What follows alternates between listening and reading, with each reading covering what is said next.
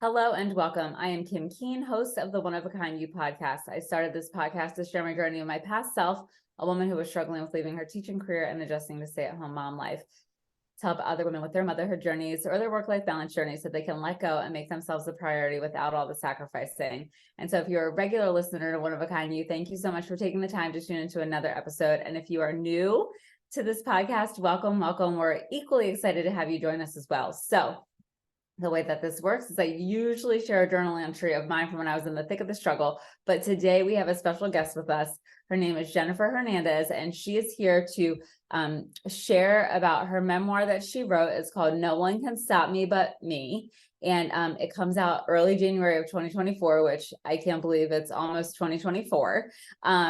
But she has really an interesting journey in life. So she says that at just 8 years old, she encountered things that were more horrific and terrible than what you would find in most fiction stories. And those traumatic events really marked her childhood and the beginning of her tumultuous journey, which includes parental abandonment, unstable living conditions, early substance use, teen pregnancy, and really searching for belonging. And she did that with the inner city gangs of Chicago. So right there, I feel like that makes Jennifer a complete and total badass, because I don't know that that's where I would go to look for connection and belonging. That kind of scares me a little bit. But she shares that if she's capable of escaping the depths of trauma and self-loathing and having a life of recovery and abundance and joy, then she believes anyone can. So she's here to share her authenticity and her story and hopes to empower others. And so I'm super excited to learn more about Jennifer and her journey. So Jennifer, is there anything I missed about you in your introduction? Well, during my journey, I also became a single mother of four, and I became a single mom with 4-year-old twins and two going into high school. And I was the sole parent and provider, also serial entrepreneur, 100% commission field. So just like 5 years ago was still living payday loan to keep the lights on. So, but then, had the height of my career in making over 7 figures in 2021. So wow, congrats. coming like top one, actually number one for FHA lending in the state of Illinois and top 50 in the country, top 1% in America. So Wow. it is possible. That's what I'm here to say. Yes. So, so I have to tell you, I know this is like not the whole premise of your story, but like the whole gang thing, like I'm literally mind blown. Yeah, well, so now that I'm older and I've learned and I've healed so much, like I can look back and I can see, why I went that route and like Yeah. what it did for me. And that's why a huge passion of mine in the future is to help create an alternative to the streets, because people get judged for the life that they live when they're on the streets. But even me, I grew up in the suburbs, but I ended up hanging out there. And that's where I found acceptance and love. People treated me, I felt like I was treated better from random people who didn't know me than like my own family. Mm-hmm. And a lot of people have the same story, and then that's how we end up homeless. And so I hope to eventually, create an alternative to the streets, because I could have ended up in jail for the rest of my life for things that I did while I was going through that period of my life. But Yeah.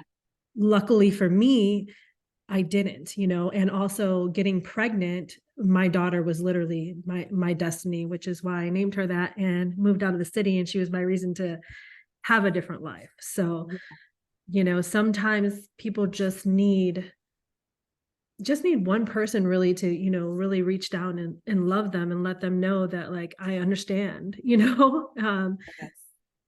Yeah. So, so our stories are a little bit similar. I didn't actually turn to a gang for that belonging connection, but I turned to a boyfriend in high school, and that boyfriend became very toxic and abusive, and like you, and did some bad, horrible, crazy things. And I always say, thank God that I, reached that crossroads and I went this way and he went that way, because I too, being with him is like that guilt by association, very well also could have ended up in jail myself. And so, yeah, it's crazy how one decision can change the whole trajectory of your future. Yeah.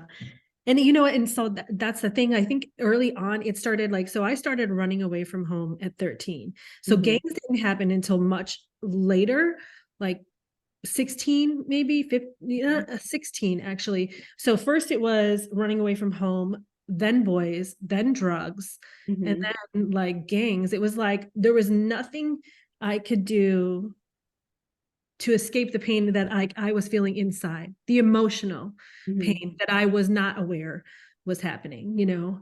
Yeah. And not until honestly, it's because my story started because my mom moved out of state when I was 11, and so my father took over as sole guardian, and he did the very best he could do, you know. So I could never see that he dad did anything wrong, you know, Yeah. because he took care of us. He made dinner. He went to work every day. He did all he could do, but Yes. I was missing some things. And it wasn't like my mom and living with my sisters, you know, I had an abandonment issue already. And then because of the lack of communication, even though someone's physically there, doesn't mean that you're there. If you Yes. don't know anything about me, if you're not communicating, if you have no idea like why I'm running away like a train, there's a Yes. reason, you know? And so they had me locked up in different adolescent facilities, like through all of this. And, you know, the thing is that they want to put all these children on drugs and act like, oh, it's the children. But like, truthfully, it's the trauma, Yes. the trauma. 100%. And the reason why we can't help kids at that stage is because it comes from the family that Yes. doesn't know that they're causing it. Yes. So there's no way to fix it because you don't know it's a thing. And the parents haven't understand, like they haven't looked in the mirror to see like, what did I do to cause this? Because Yes. we are all our children have, and they come into this world without anything. And we're the ones that we give them all of the things, you Yes. know, subconsciously or not, you know, which is why I believe like this generation of children, they will push you to evolve. Like if you don't want to do your work, at some point you'll have to, because I'm going to tell you right now, there's too much knowledge of it. Like when I was younger, it was different, you know, but these kids they're getting the coaching, they're getting the help, they want more, and they require a higher level of you. So you will have to Yes. do the work, or they will just not have anything to do with you at some point, you know, and not even Yes. know, you know, because you haven't gotten to all of it. So me and my daughter just went through this, and my oldest. So like we had to go through it all, you know. Yes. Yeah. And it's so funny that you say, you know, it's the kids can't get the help that they need until the parents look in the mirror. So when I was in my rebellious teenage phase, and even before that, so my parents divorced when I was really little, and then my stepmom came into the picture, and I really did not like her, and I begged my dad not to marry her, and she's really not like a kind, loving person. And so I was the problem. So my parents sent me, my dad and my stepmom sent me to therapy. And basically the therapist was like, they're adults and you're the child, so you have to accept this and get over it. And meanwhile, I'm in the therapy room alone by myself at 9 years old. And my dad and my stepmom are waiting in the lobby. And so then when it was like the rebellious thing with the boyfriend as a teenager, again, it was Kim who was the problem. I was rebellious, I was defiant, I was rude. You know, a behavior problem, and none of that, like that was all a product of all the previous things. But at no point did my parents stop and be like, we're really the common denominator here, so maybe we need to evaluate our choices and Right. our parenting up until this point. Even though, like you said, your dad did the best that he could, I know my parents did the best that they could, but they have unhealed trauma that they haven't addressed. So it's like it's a snowball effect for sure. It is, you know, and we don't, the problem, I just had this conversation the other day, you know, with abuse, like physical abuse, you know, it's happening, right? We Yeah. have the bruises, we have the scars, we know it's happening. Verbal abuse, you know, it's happening verbally, like we hear it. Even sexual abuse, like, but emotional abuse, the problem is we don't know where it cut us. Like Yes. we don't know where it starts. We don't even know, like I literally I've been on this healing journey for quite some time. And just until like 2 years ago is when I finally figured out, like, I continued to look for men like my father. I never felt good enough for him. So I continued to call in men who were going to treat me the same way because it's the closest thing I felt to, he was my first love. Yes. Every little girl's first love is their father, and we will look for him until we understand that, like, they know not what they do either, Yes. until we heal. And it's just, I was like, oh my gosh, all those triggered moments that I Yes. didn't feel good enough. Like, I get where they come from now. I won't be triggered the same because now I'm aware. It's Mhm. just but it's like, oh my, I just didn't know, and then I can look, and maybe my boyfriend wasn't like exactly like my dad, but it left me feeling the same. Mhm. You know what I'm saying? There's that similarity. Some of them were just like him. Yeah. So it had to literally take me being with his clone and for me to have the clone situation in order to, and you know what else? It's funny because you touched on this. And so now I'm going to go deep on it, Go actually. for it. This is Go. this. I love going deep. So go. Oh, Let's go. is I your love it. father still in that relationship? Oh, with my son, yes, they've been married for, let's see, they got married in 91, so 32 years. So how do you feel for her now? Oh, same. I mean, I'm like cordial with her. I'm like I'll say I tolerate her.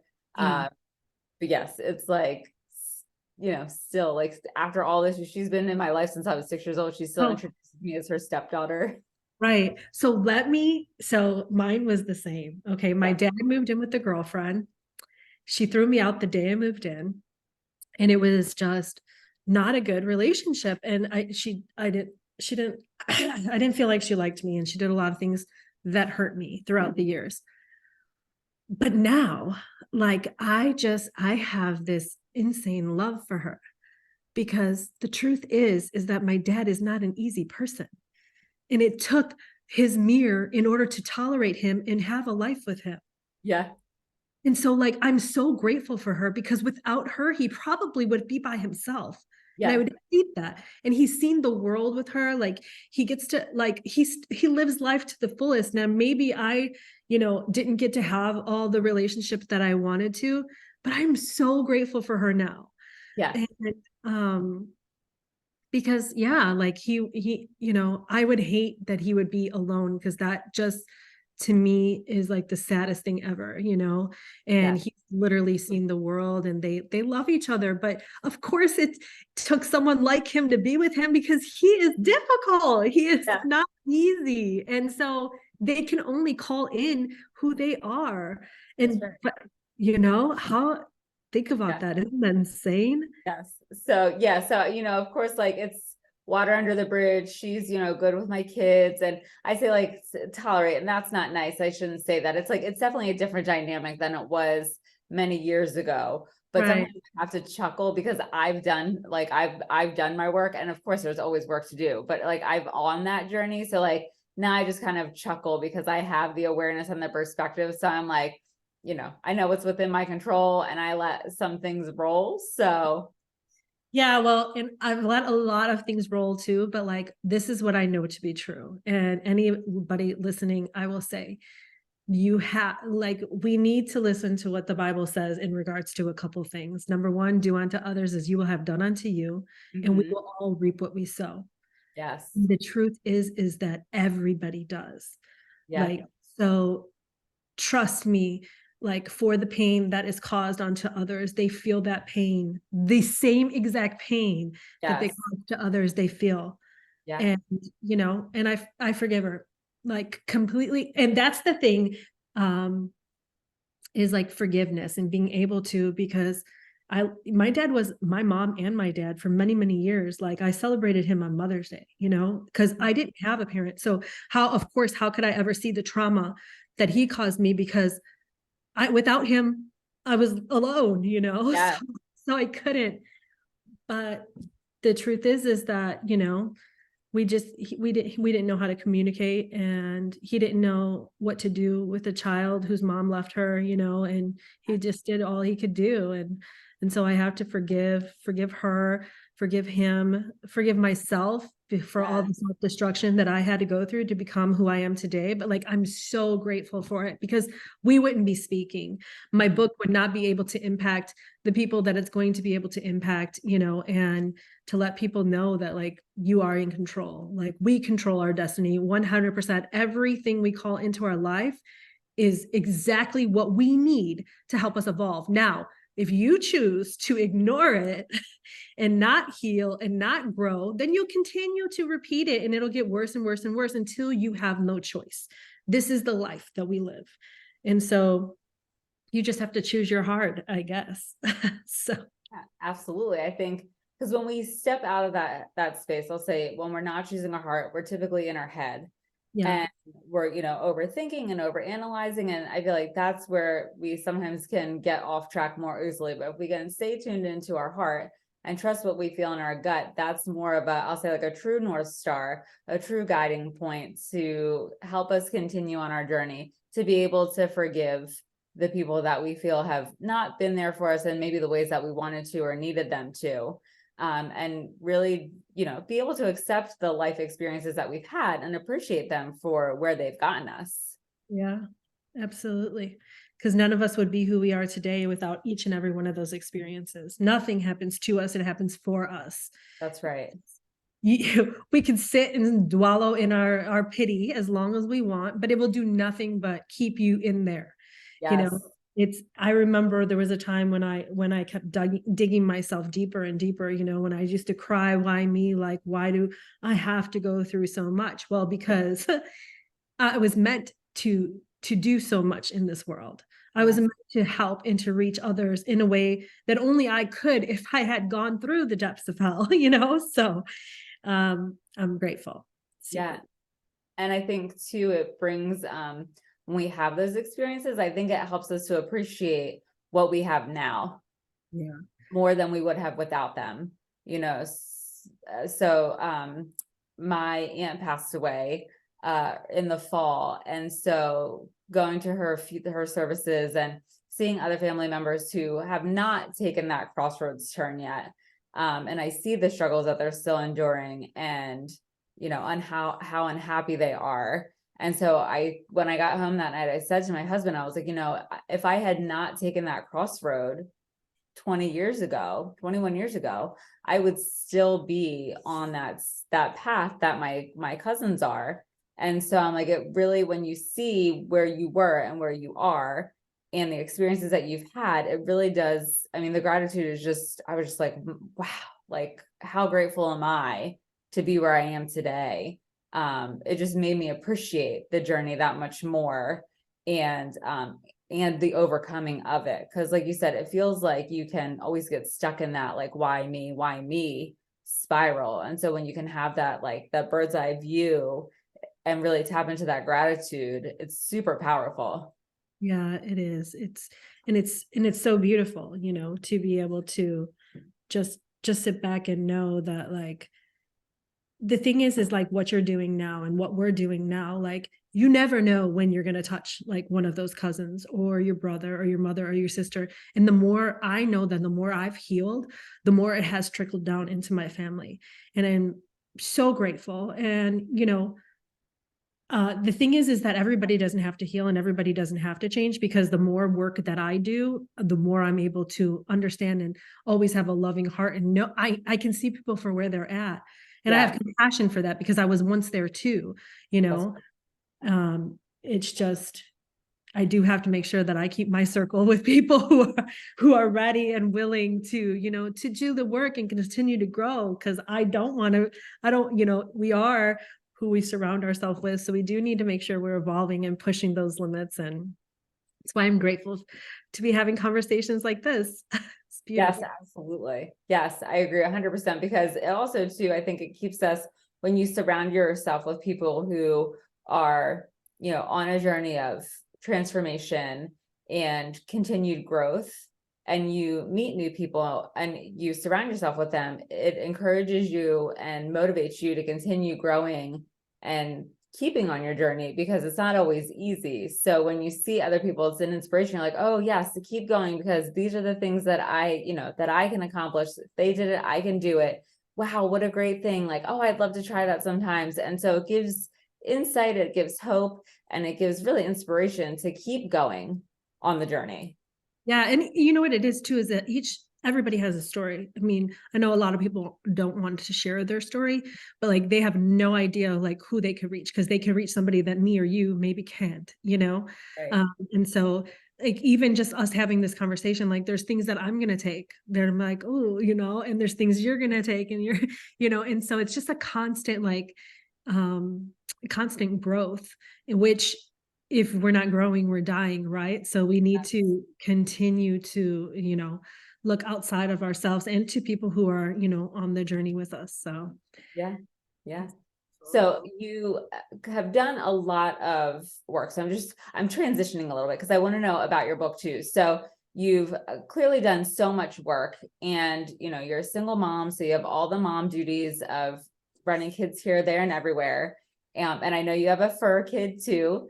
And so in all of that, how did you find the inspiration and the space to write your book?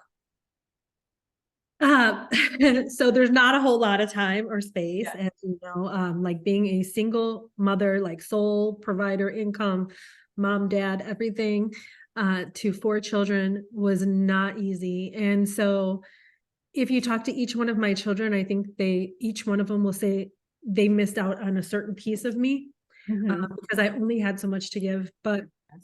um, honestly, I started writing my book.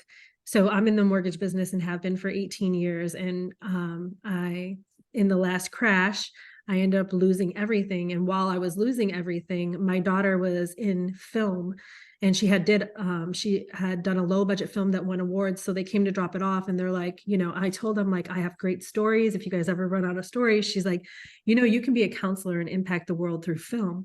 And the funny thing is that I always wanted to be a counselor because I've been locked up in adolescent facilities. I was really bad on drugs. You know, I sold drugs. Like I hung out with gangs, you know, I had, you know, looking for a love in all the wrong places, you know, sexually self-sabotaging, like everything you can think of.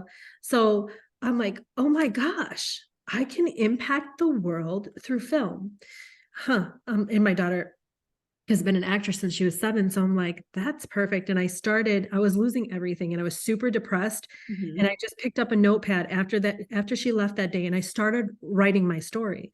So writing my story, I was like seeing everything that I had gone through. I'm like, oh, losing all of this is not the death of me, but it felt like the death of me, right? Because it was the death of the old me, and I wasn't happy in my marriage, and I wasn't happy in the life that I was living, but I had stuff and I had money.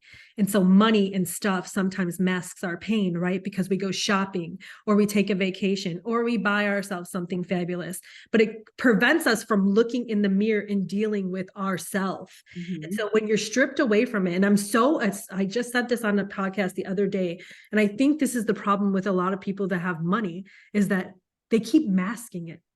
And it's not until you are stripped of all of it that you actually have to go and look in the mirror.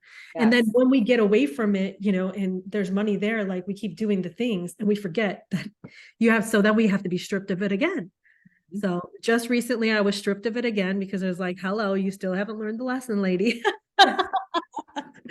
You're like, but don't worry, I got it now. I got it now. This time I Lesson got learned. it. Okay. We're not going to repeat no more times. I'm done. Got it. So I had to learn some more lessons, you know, and I'm just so grateful. But it was at that time I started reflecting and writing everything. And I was like, oh, this is not the end of my story. And I was only like 30 something, you know, had a $500,000 house, rental properties, vacation home, and I was losing everything, you know. And I felt like it was the death of a piece of me, though, because that is when I started to heal. Yeah. But I had to go through that in order to push me into it. So Yeah. And that's hard too. And yes, there's the money piece there, but I think sometimes when you've accomplished something like, purchasing a $500,000 home, having rental properties, and then it's stripped away, it's you're like, but I worked hard to establish that. So why am I losing that? Like, take the money away out of the equation. And when you lose something that you've worked so hard to build through your own blood, sweat, and tears, that feels raw and painful too. Cause you're like, but I earned it. I built it. I did it. I created it. yeah, but I needed to lose it because there was more for me to do. So, Yeah. and I had it all back a couple of years later, you know. So, But I went through a divorce a couple of years later, because that's when I figured out, like, I was not happy. I was talking about other people. I was involving myself in other people's problems. Like, I was doing anything I could to escape the mirror. Look at yourself, lady. You're projecting your problems onto others. You're not wanting to deal with yourself. And that's what it was. I didn't want to deal. I didn't want to deal. I had a broken family, and I was willing to sacrifice it all, as most people are who have children. Like, we think we are doing our kids a service by sacrificing ourselves for the relationship that isn't making you happy. And that is not healthy, because Yeah. all we're doing is teaching them to do the same thing. Yes. Because, in the moment we're like, it's better for them to grow up in a 2-parent household than a 1-parent household. It's showing them how to work through the problems. And so, but ultimately at the end of the day, you're right. It teaches them self-sacrifice, Yeah. and it teaches them, don't trust yourself. Don't listen to your gut. You're going to have to suffer through even when you're miserable, because that's what's expected of you. That's what's expected of you. Yeah. And for me, my kid's father was an alcoholic.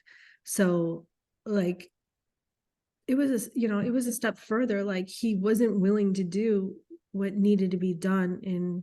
And so I was making him be somebody he wasn't. Mm-hmm. So then it was even 100 times worse, because I knew that without me behind him, telling him like what to do, where to go, how to do it, and to not drink, that it was going to take over.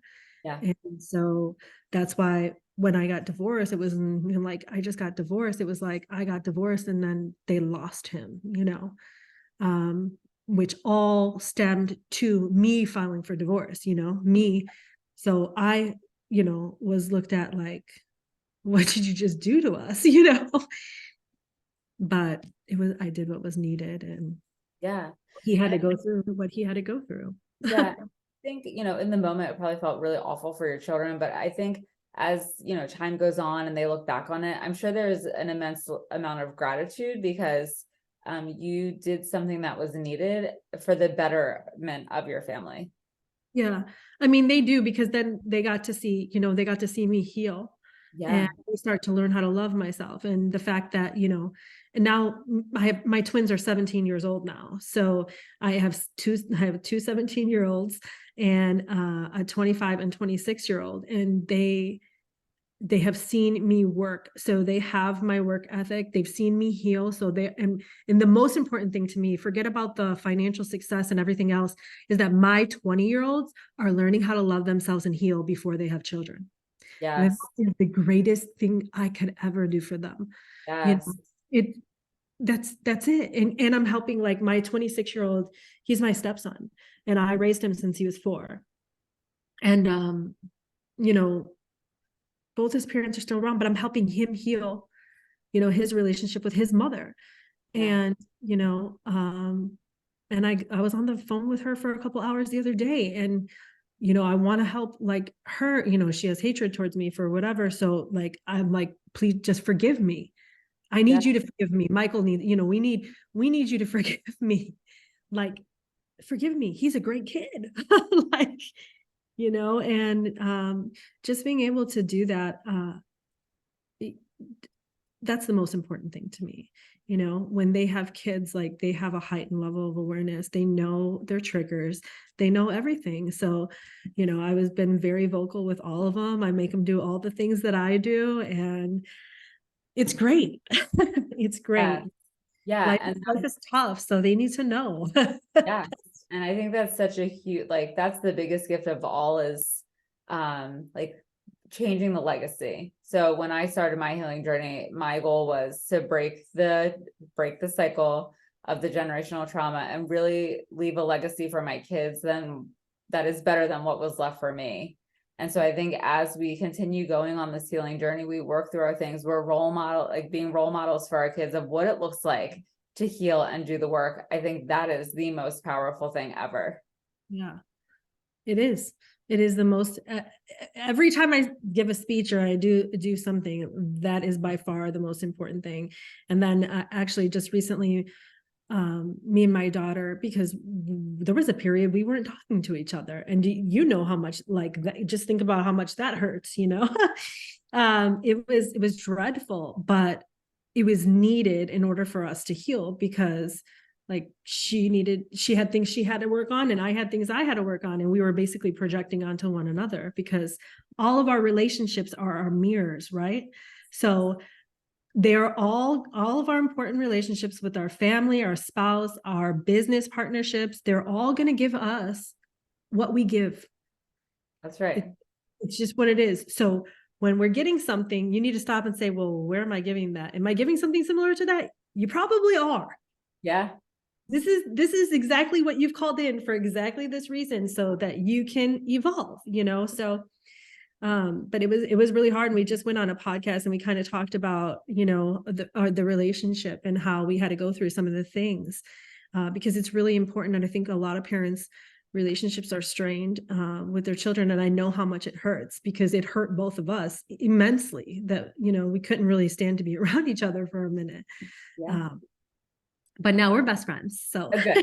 Good. A happy ending. I love it. I love it. So, so Jennifer, if someone is, on this journey and they're maybe feeling stagnant, or they're looking for maybe a little boost, what is, I'll say, the biggest takeaway, and that might be a loaded question to say the biggest takeaway, but what is something that you have found to be helpful on your journey that someone else might find helpful?